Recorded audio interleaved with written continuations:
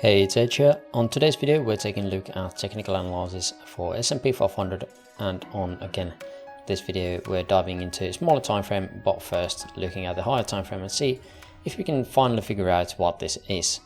So again, here starting on a bit higher time frame, on 4-hour time frame this time, and the overall idea that we've been having has been that we've had this coming up in 3, then another 3-wave coming down into an X wave, because again this whole thing did not retrace 90% of the first move here. So again, that's why we are thinking this as a wave X instead of anything like a B wave of a flat. And then we'd be looking for a 3-wave structure for that wave Y.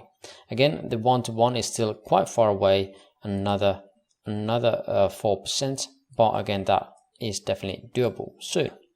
So this is the main scenario. The original idea has been that we've had this coming up in 3. Depending on how you want to be labeling it, I think I prefer it to be ending at these highs here around the 18th of April. Since then, 3-wave pullback into an A wave, 3-wave pullback up to B wave, and this was the original plan of looking for movement to the downside. However, we took out this high, so that means that this is not the right count. We were speaking or talking about this previously as well, and what this could be, and now this has gone beyond the 1.6 minute that we were talking about. This can no longer be, or well, it has very small probabilities of being a 3-wave structure here, 3-wave in here, since it went past this, and then creating a structure like this.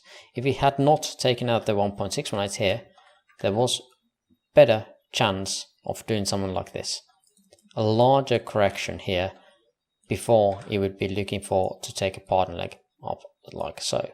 However, that is no longer the case, and we have to think of another possibility, or of another scenario. So let's take a look at all of the structures here that are most likely, and what are the best looking scenarios, or the best looking structures overall. I do like the idea that this is a 3-wave here as a micro. Also, I do like the idea that this is a 3-wave. Whether that is finished or not, I'm not quite sure, since we did not even hit the 1-to-1 yet. That is very close, but that again is kind of important to me. This is an area of interest for me that I would want to be shorting soon, but let's talk about that in just a moment. Overall, again, we have had this as a ABC as well, where C would be 1, 2, 3, 4, 5 with an ending diagonal in here, and then we would have a 3-wave pullback. This having a divergence is not too much of a big deal. We could have this as an ABC. However, again, it is not part of this move, I don't think. So what do we have there? In my opinion, again, this has to be a structure on its own, similar size or similar degree to this one, right? So it can't be the same as this one. At this point, I'm not quite sure how I want to be labeling this. I feel like either this is already a structure like so, which would be the end of that wave Y. Wave Y would be somewhere here, and this structure over here would become a WXY. I'll label it as a submini for now, does not really matter. But this would be a, yes, like so. So this is one of the ways where we could have this wave Y ending already soon, very soon. The only issue with this count is that the 1-to-1 extension here is nowhere close. The 0.618 has been tagged multiple times here, and we are still going up, so this I would just disregard, right? At this point, I feel like this is the only way I want to be labeling this. I want to be looking for shorts, but the only issue that I have here is the higher time frame. It does not really fit too well. The retracement from here, as mentioned earlier, does not really play in our favor. The 1.618 is something that I consider as an invalidation for a expanded flat So I don't really like this, where this wave X would be here somewhere later on. Is that possible? Sure. Markets can do whatever they want.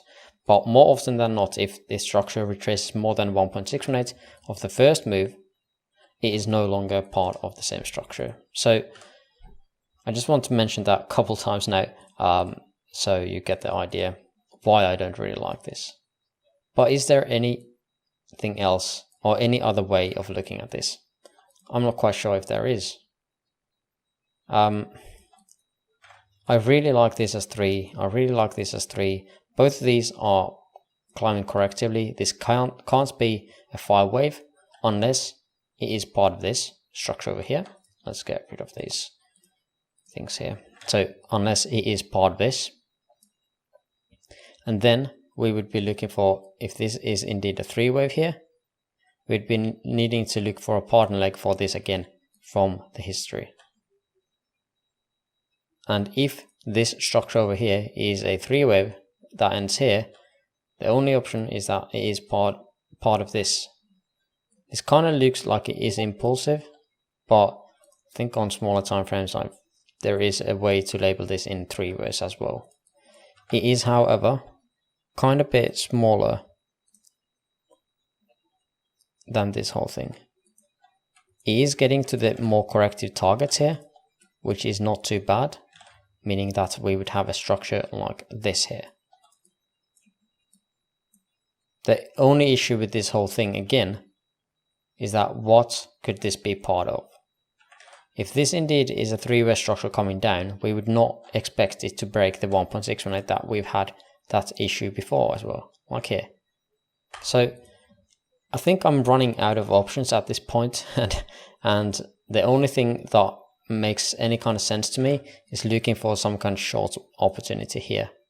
I don't know what the higher time frame structure is, but for me, I'm looking for this to end up in here, and this is definitely the area of interest for me at this point.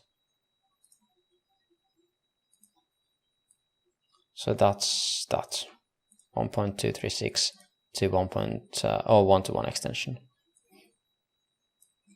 So those are the things I would be looking at this point. Let's take another extension target here. Or do I have this already here? No. This is the second issue that we had. Again, the higher time frame targets are not anywhere close to being hit. I feel like I don't want to like this. But I feel like it might be the only case that makes sense. I can't really make these into 1-2-1-2s. Is it possible? Sure, but this low here on RSI is just making it so unlikely for me that it doesn't make sense. Just a closure for this video. Nasdaq is kind of weird as well. I really like this as a 3 coming down. If this has to be a pivot, we would label that as an X and then 3 ways up again. We are still at the very corrective targets for now, with some kind of divergence forming on smaller time frames. And yeah, we would be looking for lower prices. The only one that I really like at this point for long setups is Dow, which we had the setup on CTC stream and caught this whole thing. And if this indeed is a wave 4 and a wave 5, then this is going to be really bullish. If we get this 5-way move here, 3-way pullback, another opportunity. But I think that is the end of this video. Again, not really a conclusive structure here on S&P 500, unfortunately, but sometimes that is the way it is. And later on, once this structure basically develops a bit more, then we can take another look. We don't have to be trading these when they are not looking too good, and there are hundreds and thousands of different assets you can be trading, so don't just settle on one.